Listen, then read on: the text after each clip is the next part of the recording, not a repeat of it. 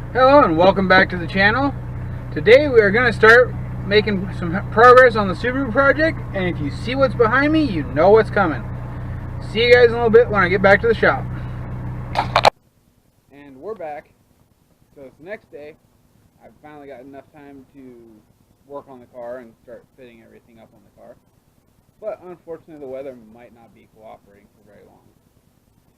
So we're going to work for while we can, and then we'll stop if it starts raining, as far as the camera work goes.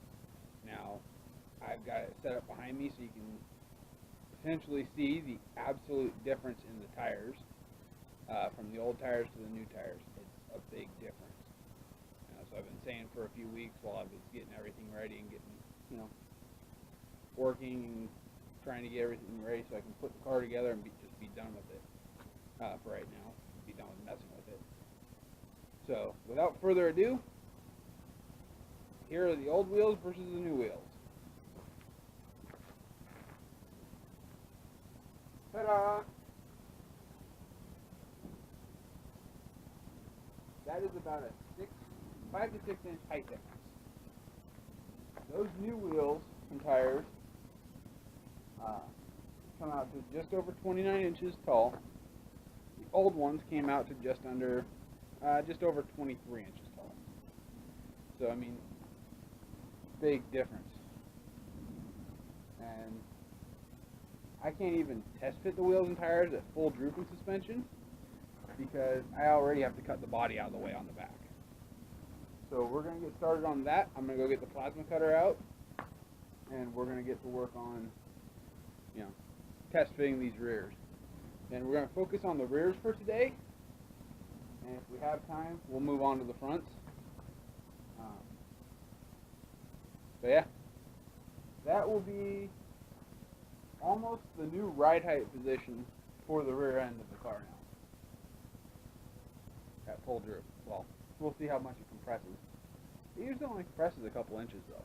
So we will see how well this works, and I'll be right back with the plasma cutter.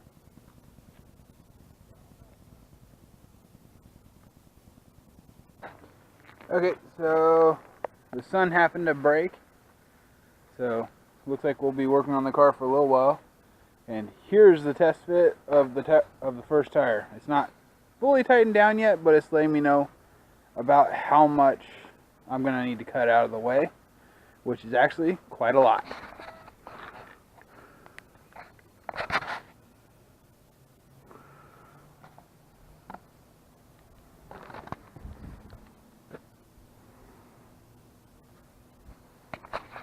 Now, for reference, this is the passenger side, which still has the stock tire on it, and the suspension is hanging in the exact same spot.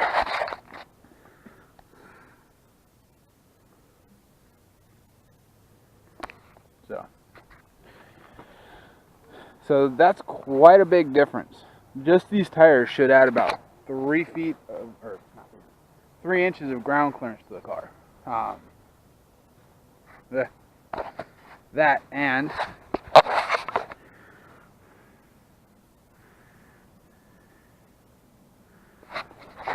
they're gonna poke out a couple of inches once the suspension's compressed, especially.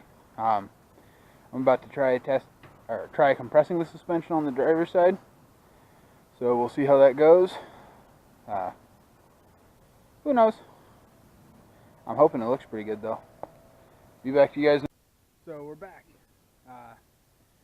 Sorry for the inconvenience. The camera apparently ran out of battery juice even though the charger was plugged in, and I didn't realize it, and well, I didn't get to record all the footage I wanted to record for you guys.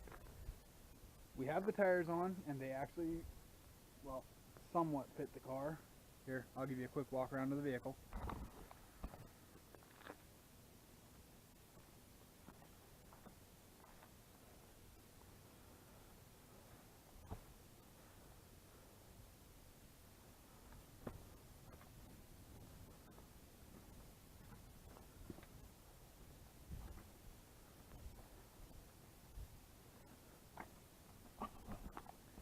Now this is not the finished product.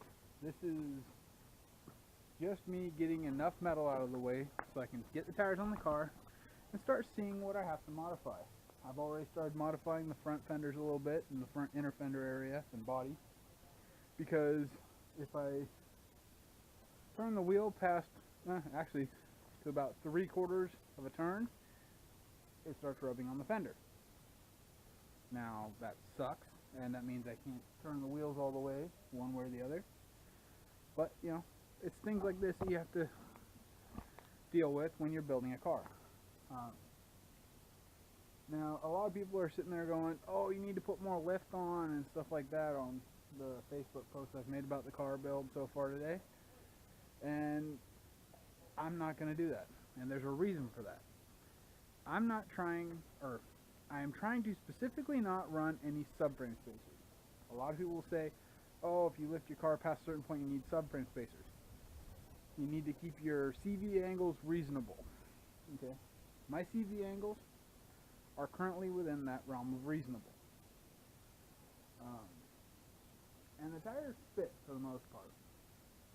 Obviously I had to cut the fender wells out, but you know, I'm trying to run basically a little over a 29-inch tall tire on this car. From the time I got it to now, I've put 4 inches of lift on the front and 5 inches of lift on the rear. But now mind you, the front is weighted down with the skid plate and the winch bumper and everything, and the rear will get weighted down with more gear for the Gambler 500 run, which this is all getting ready for the upcoming Gambler 500 run, and to make this car the most capable it can be. It is actually at a point now to where it's comfortable for me to get in and out of the car. I'm a big guy, and that car, when it was sat lower, it used to sit about 7 inches lower than it does right now. And now when I sit in it, my foot, you know, is at a comfortable angle on the ground outside the car, if I have my foot outside the car. And just the tires added about 3 inches of ground clearance to this vehicle. So we're going to be working on it some more this week, and I'll be recording some of that. I'm going to get the tires fitted to the point where the front can turn to full lock, and both ends can go full compression and full droop without any interference. I don't know how much work it's going to be required to get it there, but that's the goal for the car this week. It's not unreasonable. I could always add a little bit more lift if I had to, if the CV angles allow it. But for right now, this is what I've got, and this is what I'm going to be making working. The next step for the car, after we get these fitted up and running, we're going to be doing the rock sliders, because now we have the tires and we figured out how much we needed to cut out of the way, and we'll figure out how much it actually needs to be moved out of the way. Then we're going to build the rock sliders and the rear tube bumper, and if you notice, these tires poke out a lot.